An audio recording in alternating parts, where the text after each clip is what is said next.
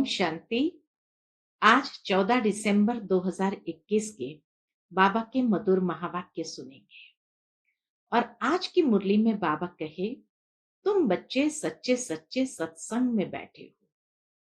यह सत्संग सत बाप ज्ञान का सागर आकर के ज्ञान की मधुर बातें सुनाते हुए सचखंड की स्थापना करते हैं।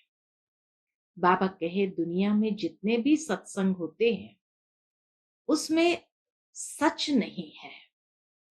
न सुनाने वाले सत्य है, न जो बातें सुनाते हैं वो सत्य है। क्योंकि सत्य बाप इस समय ही आकर के सत्य बातें हमें सुनाते हैं, जिससे हम सचखंड के मालिक बन जाते हैं। तो सुनते हैं बाबा के मधुर महावाक्य। ओम शांति। मीठे बच्चे, तुम अभी सच्चे सच्चे सत्संग में बैठे हो।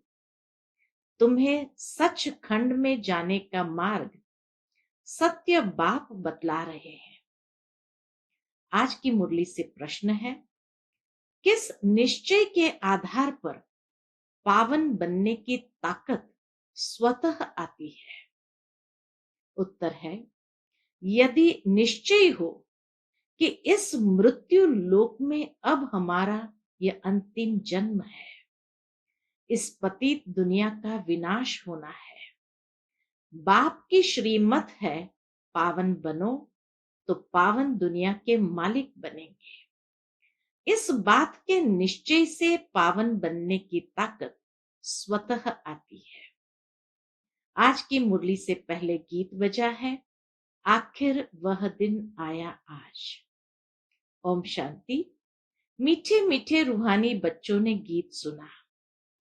यह गीत तुम्हारे लिए हीरे जैसा है और जिन्होंने बनाया है उन्हों के लिए कौड़ी जैसा है। वह तो जैसे तोते मुआफिक गाते हैं, अर्थ कुछ भी जानते नहीं है।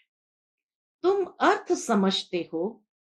अब वह दिन आया है जबकि कलयुग बदल सतयुग या पतित दुनिया बदल पावन दुनिया होनी है। मनुष्य पुकारते भी है कि हे पतित पावन आओ। पावन दुनिया में कोई पुकारेंगे नहीं। तुम इस गीत के अर्थ को अच्छी तरह जानते हो, वो लोग नहीं जानते।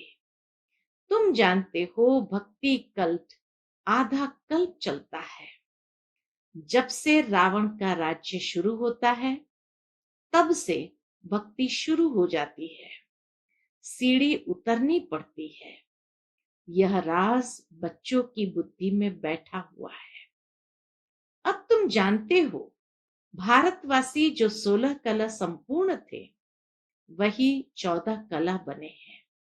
जरूर 16 कला जो बने होंगे वही 14 कला बनेंगे ना, नहीं तो कौन बनेंगे? तुम 16 कला थे, अब फिर बन रहे हो। फिर कलाएं घटती जाएगी। दुनिया की भी कला घटती है। मकान जो पहले सतो प्रधान है वह तो तमो प्रधान जरूर होना है। तुम जानते हो, सतो प्रधान दुनिया सतयुग को, तमो प्रधान दुनिया कलयुग को कहा जाता है। सतो प्रधान वाले ही तमो प्रधान बने हैं, क्योंकि 84 जन्म लेने पड़ते हैं। दुनिया नई सो पुरानी जरूर होती है, इसलिए चाहते भी है नई दुनिया नया राज्य हो। नई दुनिया में किसका राज्य था यह भी कोई को पता नहीं है। तुमको इस सत्संग से सब कुछ पता पड़ता है। सच्चा सच्चा सत्संग इस समय यह है जो फिर भक्ति मार्ग में इनका गायन चलता है। सत्संग का भी यादगार भक्ति मार्ग में चलता है। तो कहेंगे ना, यह तो परंपरा से चला आया है, परंतु तुम जानते हो सच्चा सच्चा सत्संग यह तुम्हारा है। बाकी जो भी है वह सब है झूठ संग, वह वास्तव में सत्संग है ही नहीं, उनसे तो गिरना ही होता है। यह सत्संग का सबसे बड़ा त्योहार है, यह सत्संग का सबसे बड़ा त्योहार है, क्योंकि इस सत्संग से ही सतयुगी दुनिया स्थापन हो जाती है। तो बाबा कहे ये भी एक प्रकार का त्योहार है।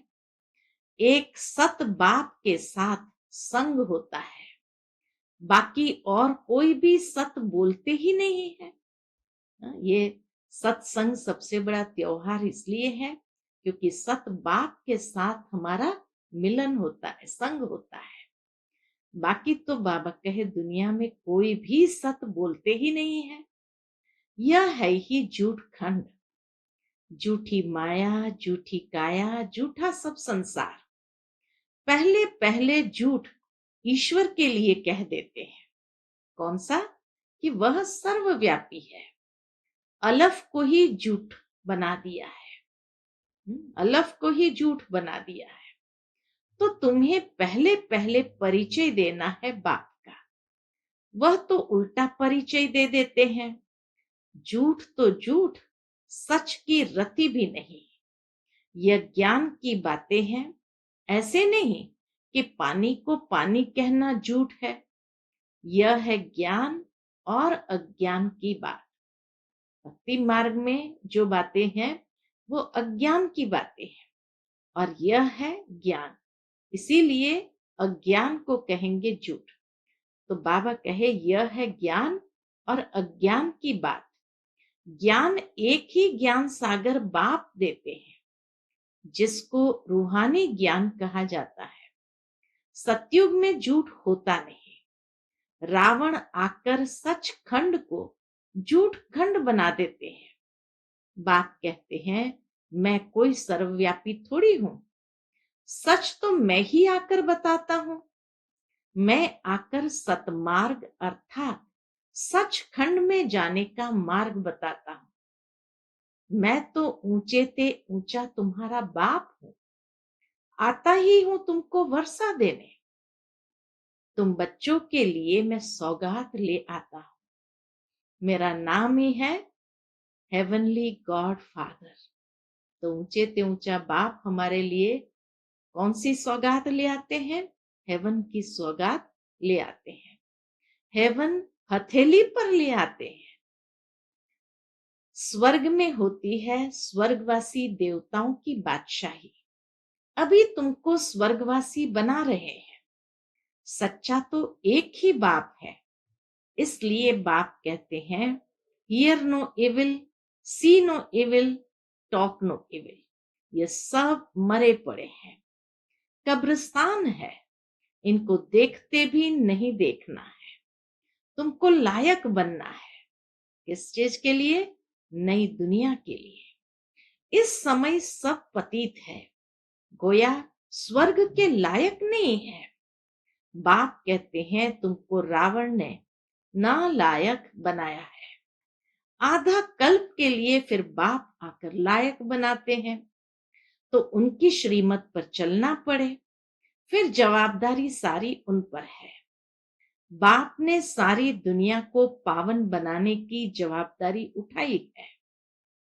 वह जो मत देंगे वह कल्प पहले वाली ही देंगे, इसमें मूंझना नहीं चाहिए। जो पास्ट हुआ कहेंगे ड्रामा अनुसार हुआ, बात ही खलास। जो पास्ट हुआ सो ड्रामा अनुसार हुआ, बात ही खलास। श्रीमत कहती है ये करो तो करना चाहिए। वह जवाबदार खुद है, क्योंकि वही कर्मों का दंड दिलाते हैं, तो उनकी बात को मानना चाहिए। कहते हैं मीठे बच्चे गृहस्थ व्यवहार में रहते ये अंतिम जन्म पवित्र रहो। इस मृत्यु लोक में यह हमारा अंतिम जन्म है। यह बात जब समझे तभी पावन बन सके। बाप आते ही तब है। कब? जब पतित दुनिया का विनाश होना है। पहले स्थापना फिर विनाश अक्षर भी अर्थ सहित लिखना पड़े। ऐसे नहीं, स्थापना पालना विनाश नहीं। बाबा के पहले स्थापना, फिर विनाश, फिर पालना। अभी तुम बच्चे जानते हो, हम पढ़ करके ऊंच पद पाएंगे। ये बुद्धि में हड्डी रहना चाहिए। हड्डी यानी जिगरी अंदर में रहना चाहिए।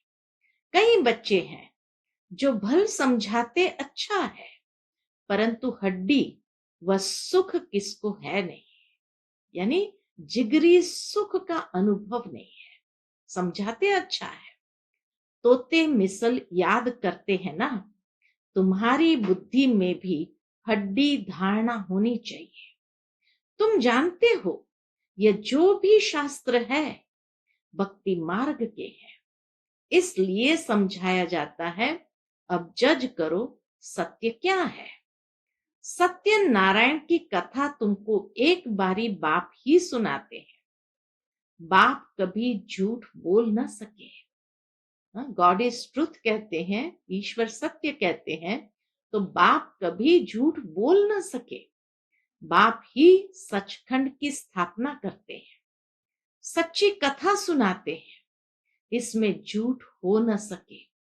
बच्चों को यह निश्चय होना चाहिए कि हम किसके साथ बैठे हैं।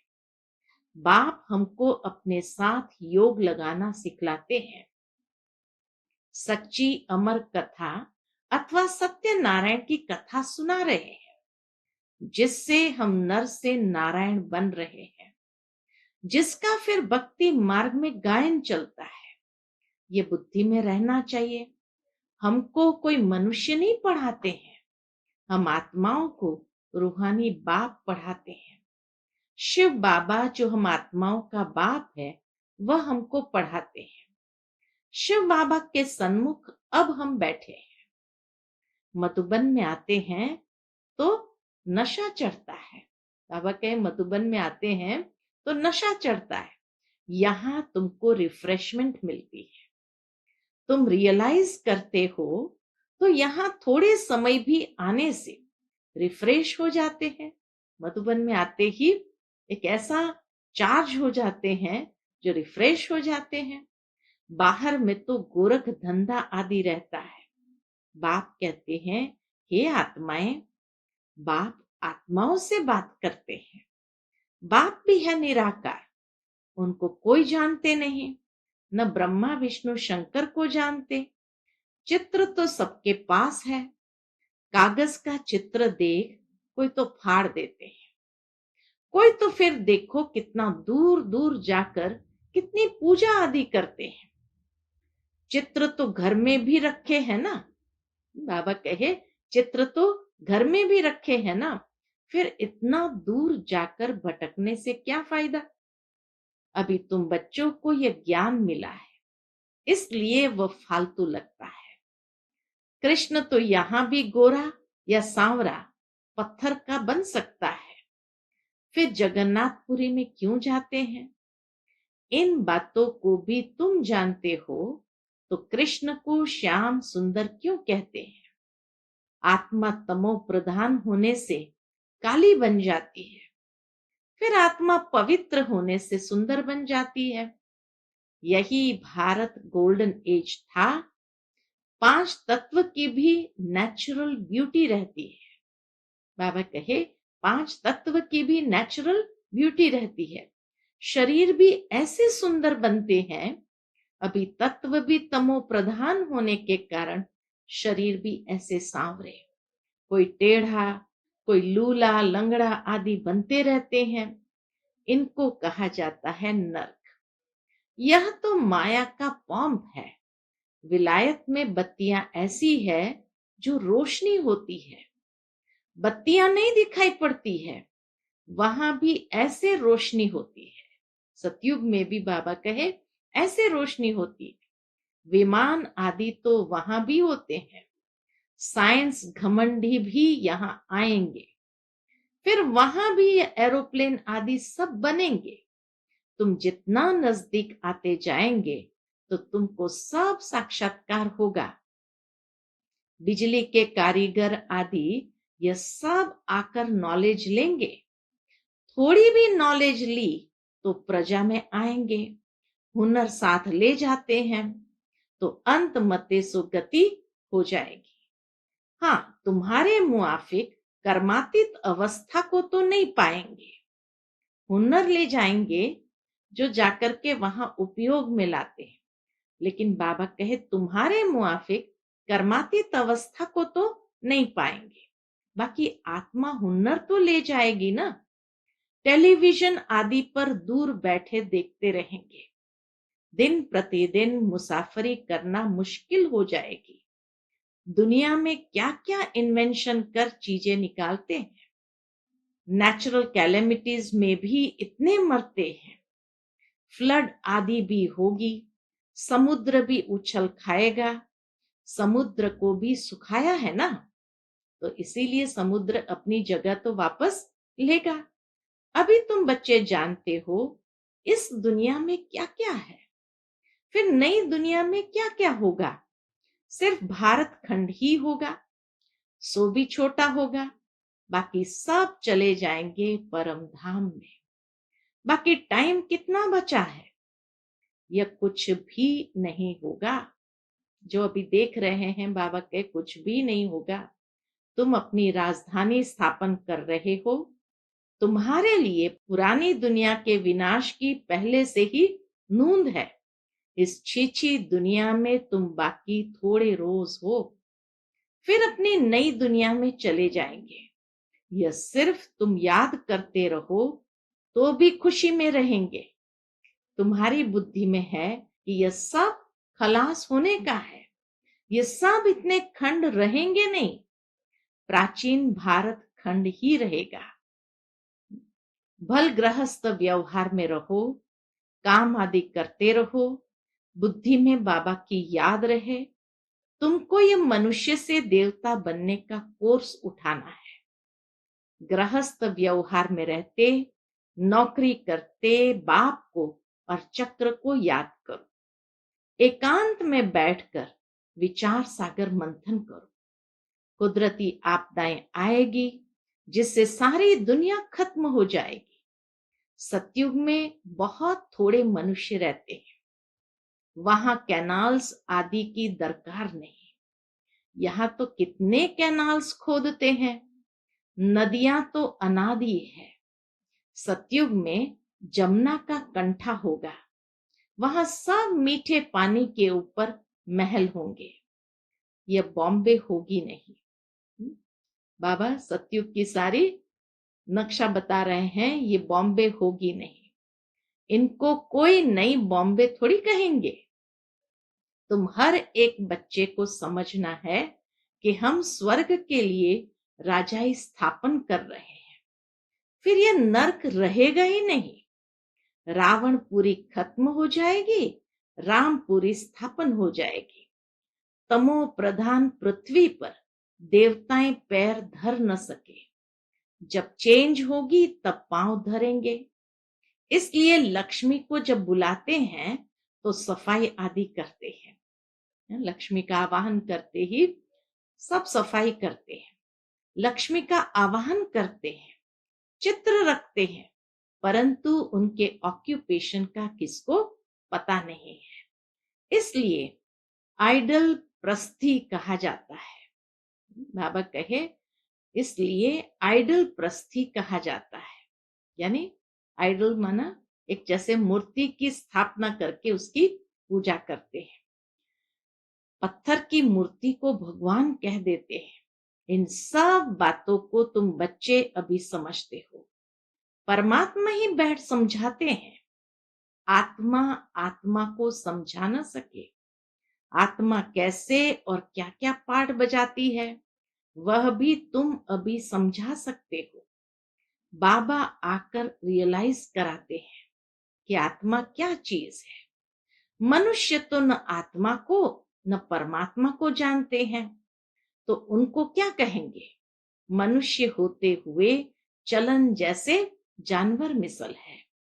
अभी तुमको ज्ञान मिला है, सीढ़ी पर किसको समझाना तो बड़ा सहज है।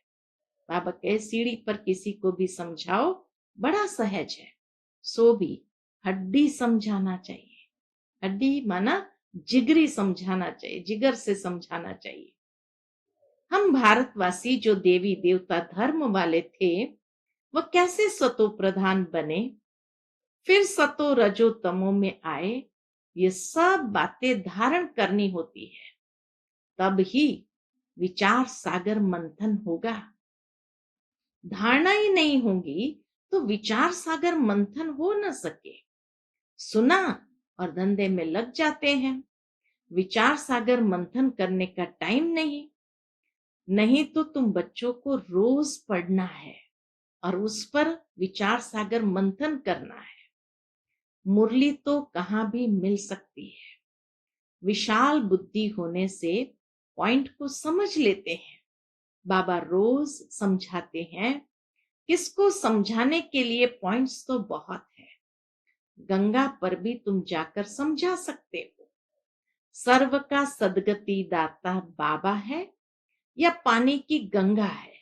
कोई भी टॉपिक उठाओ, बाबा कहे उस पर समझा सकते हो।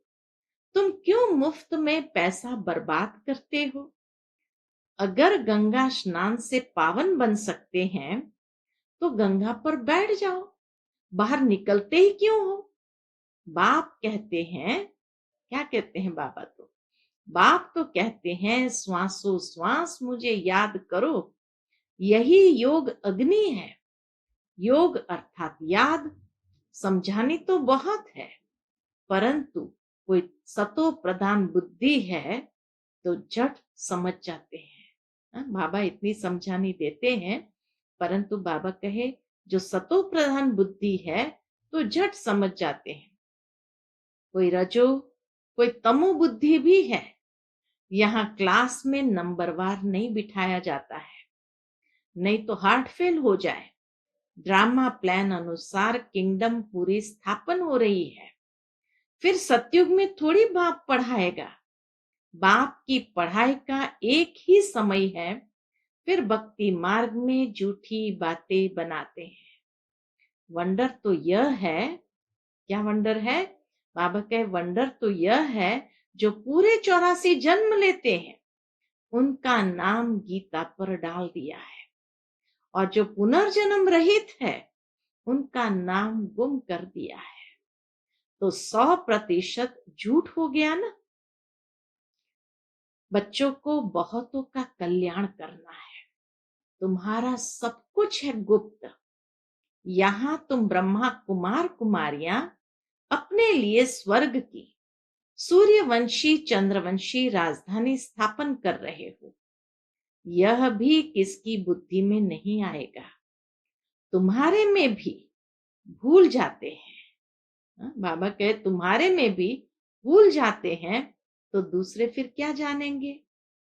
तुम यह नहीं भूलो तो सदैव खुशी में रहो। भूलने से ही गुटखा खाते हैं, अंदर में जैसे गुटखा खाते हैं। अच्छा, मीठे मीठे सिकिलते बच्चों प्रति माता पिता बाप दादा का याद प्यार और गुड मॉर्निंग। रूहानी बाप की रूहानी बच्चों को नमस्ते। हम सब रूहानी बच्चों की रूहानी माता पिता बाप दादा को याद प्यार, गुड मॉर्निंग और नमस्ते। नमस्ते। शुक्रिया बाबा, शुक्रिया। आज की मुरली से धारणा के लिए मुख्य सार है। पहली पॉइंट, हड्डी यानी जिगरी सुख का अनुभव करने के लिए बाप जो पढ़ाते हैं उसे बुद्धि में धारण करना है। विचार सागर मंथन करना है। दूसरी पॉइंट, इस कब्रिस्तान को देखते भी नहीं देखना है। Hear no evil, see no evil, talk no evil. नई दुनिया के लायक बनना है। आज का बाप दादा का मधुर वरदान हम बच्चों के प्रति है। कंबाइंड रूप की सेवा द्वारा आत्माओं को समीप संबंध में लाने वाले कंबाइंड रूपधारी भव। कंबाइंड रूप की सेवा द्वारा आत्माओं को समीप संबंध में लाने वाले कंबाइंड रूपधारी भव। सिर्फ आवाज द्वारा सेवा करने से प्रजा बनती जा रही है, लेकिन आवाज से परे स्थिति में स्थित हो, फिर आवाज में आओ। अव्यक्त स्थिति और फिर आवाज, ऐसे कंबाइंड रूप की सेवा वारिस बनाएगी। आवाज द्वारा प्रभावित हुई, बाबा कहे, आवाज द्वारा प्रभावित हुई आत्माएं अनेक आवाज सुनने से आवागमन में आ जाती है, लेकिन कंबाइंड रूपधारी बन कंबाइंड रूप की सेवा करो तो उन पर किसी भी रूप का प्रभाव पड़ नहीं सकता। आज का स्लोगन है बाबा का, साधनों में बेहद के वैराग्य वृत्ति की साधना मर्ज होने न दो। साधनों में बेहद के वैराग्य वृत्ति की साधना मर्ज होने न दो। साधना इमर्ज रहे। अच्छा, Om Shanti. To watch Peace of Mind channel videos on YouTube, subscribe us on youtube.com/.